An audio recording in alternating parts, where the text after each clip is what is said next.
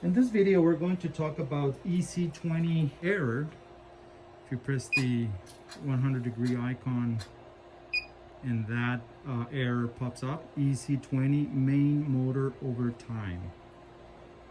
We have learned new things about this error, and this is going to be the second video that we will talk about this error because I want to show you guys our new discoveries. I think it's important to learn how to diagnose what's happening with your machine when you're getting EC20.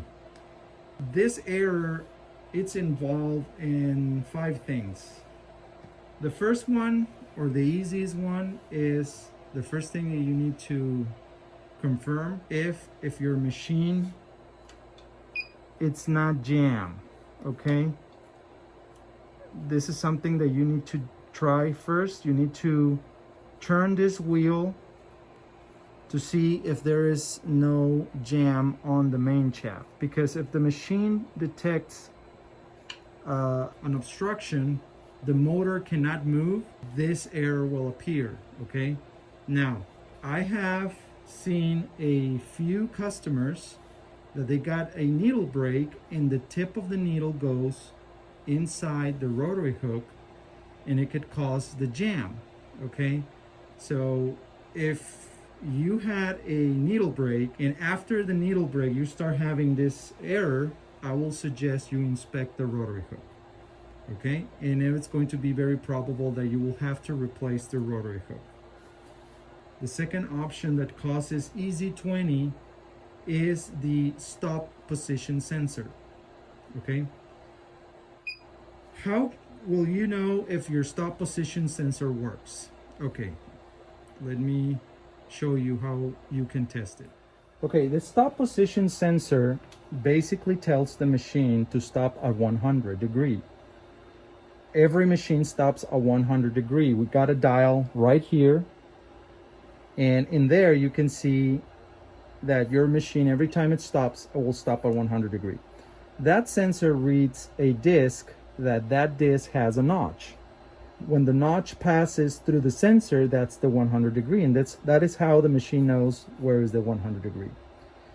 When the machine is not reading that sensor, basically what you're going to see is this icon right here. You're going to see that line cross through that gear. There's a gear, it says 100 with an arrow. So if it's not reading the 100 degree, you're going to have that line on that icon, that red line cross it to the gear. If you press the 100 degree icon, that's how will normally works. It will do a cycle, the main shaft will do a full cycle, it will stop at 100 degree, and you will see that line, it's no longer there. So obviously your main motor, it's not moving. So what you're going to do is manually you have to put it at 100 degree, and then you're going to move the main shaft knob and to see if the line disappears, like so. There we go. So that means that we have reading. Okay, we need to check if moving the main shaft, the line disappears, and that means that we have a reading. Okay, that's the first test in order to know if your stop position sensor is working.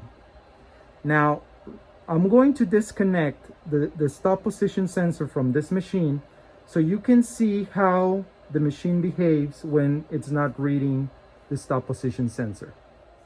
This is the motherboard. I'm going to turn off my machine. This cable right here, this red cable, this one, this is the stop position sensor right there. This one right here. So I want to disconnect the stop position sensor, meaning that the machine will not be able to read it. And let's see how our machine behaves. So you can compare, if you are experienced the EC20, so you can compare how your machine is behaving, how your machine it's working, to see if it's doing exactly the same thing as this machine. Okay, as you can see in the icon, we have that line cross. That means that it's not a 100 degree. But if I check physically, right now my machine is a 100 degree, but it's not detecting the 100 degree. If you check right here, the machine is a 100 degree, but you see there's a line cross in the icon. So that means that the machine is not reading, obviously, because I disconnect the cable. But in your case, if the sensor is not working, this is what the machine is going to do. And this is how you can know if the problem of your machine, the EC20 error, it's the sensor or it's other thing. Okay, I'm going to press the 100 degree icon. So as you can see, there is a EC20, and you can see the machine is doing a full cycle or several cycles, let's say like 2 or 3, and it's trying to search for the sensor.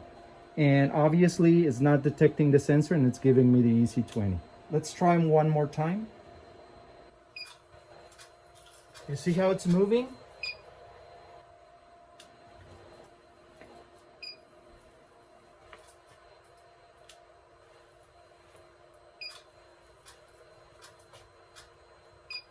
And you can hear 3 clicks. Click, click, click. When it's trying to find the sensor, it's not, the machine cannot recognize the sensor, and immediately the EC20 will pop up. So your needle will stay down because it's not doing a full cycle like it should be with the sensor. It needs to read the sensor in order for the machine to work properly, to activate the jump stitch and leave the needle up. This is how you can see that it's the sensor it's failing. The machine will turn, it will do cycles, and then the error will pop up.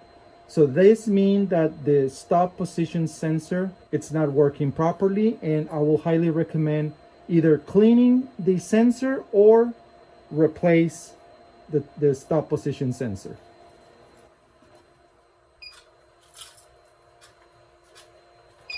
I have pressed 3 times, and the 3 times the motor has been moving the main shaft, but we still have that error. And of course, you will see that this line is crossed all the time. That means that we have no sensor, that the machine cannot find the sensor.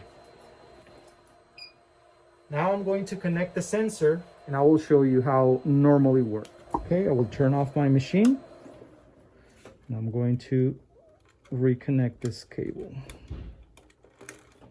There we go.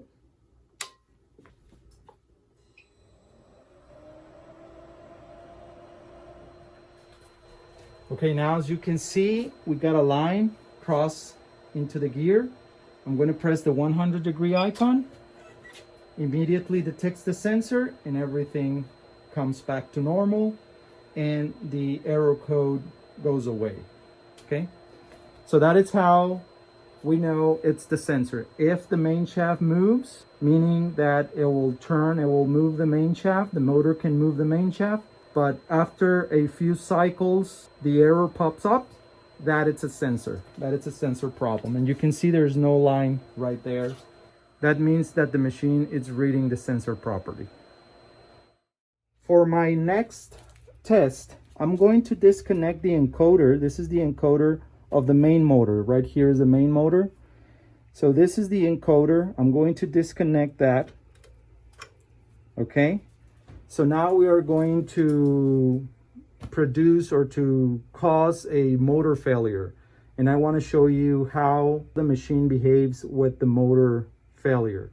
So let's turn on the machine and let's see how it works. Okay. Now that we know that the encoder is disconnected, obviously the main motor, it's not working. We're going to press the 100 degree icon. And you will see no movement, no cycling, nothing, just the error. But I don't know if you can hear, there's 2 clicks. Click, click, click, and then the error.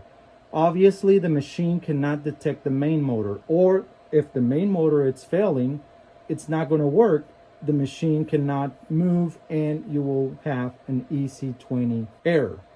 Okay? So, if you turn off your machine, and then you turn it back on, and then you repeat this same process, and it will continue giving you the EC20. The first thing that I will recommend is to see if everything is properly connected on the dry box, okay?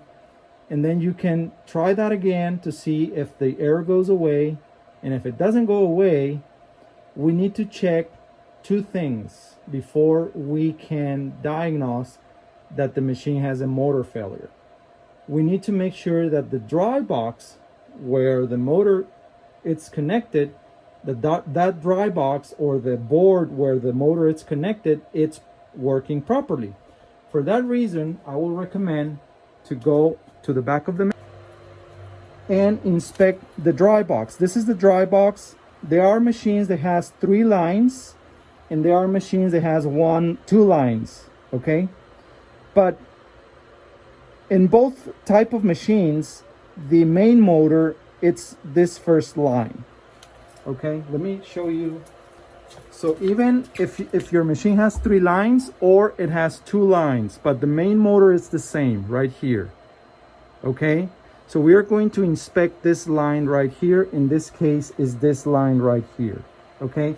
So we got the encoder cable disconnected, and this is the reason why in this machine is not working.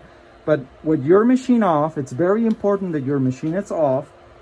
Unplug the cables and then reconnect them back and then test them to see if the problem goes away. Now, it's very important to inspect these 2 lights right here, because this will tell us that the dry box is working. If you got a red light, that means that the dry box is working, and in this case, I will think that our problem will be the main motor. But recently, we got a problem with a customer that we replaced the motor. It didn't fix the problem, but we noticed that this lights was off all the time. So that means that the dry box, it's not working properly. So in order to fix that issue, we have to replace the dry box or the board controlling the main motor, and that's how we fix the issue. So not necessarily means that if you're having EC20, it's a motor failure. It could be a dry box failure, it could be a main motor failure, or it could be the sensor failure, the stop position sensor failure.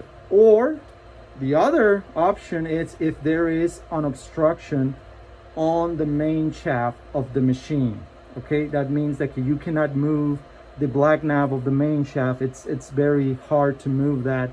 That is an obstruction of the main shaft, and that also will give you EC20.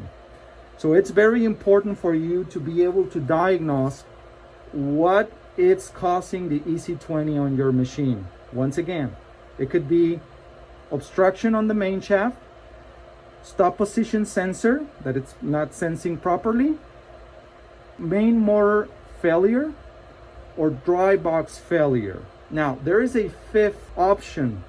It is very probable that the power supply box is not supplying power to the board, and that is the reason the main motor cannot move.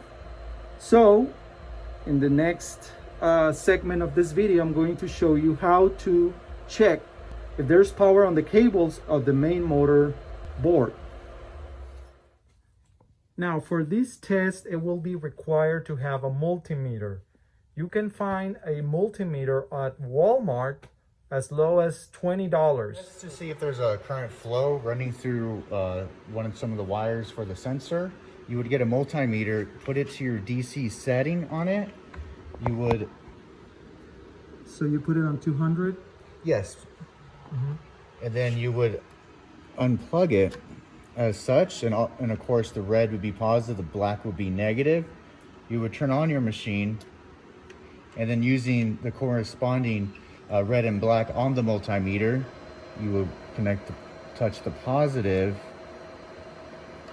if I can get it, the positive with the positive, and then the negative with the negative, just like that. And then you would see if there's power running through the wires to the sensor.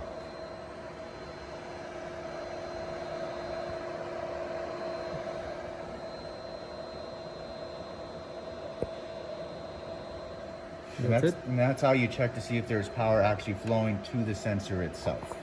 Okay, just if you need to replug that, you have to turn off your machine, right? Yes. Okay.